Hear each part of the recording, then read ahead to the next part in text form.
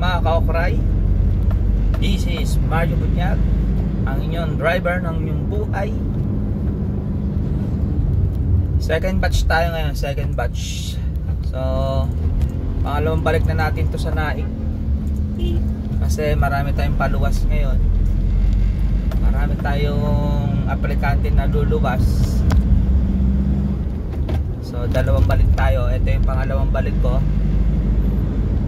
Dito na ako ngayon sa sa Alayhay.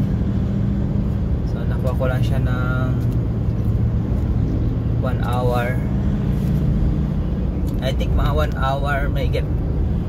Nasa accommodation na uli ako. So sundin natin yung mga pa-flight this coming 19. Marami sila. Hindi kasi kasya kanina. Kaya babalikan ko na lang. First day, Lunes na Lunes. Hapit tayo sa pagdadrive. Hapit tayo sa biyahe. Hapit sa kain. Mamaya gutom na ako.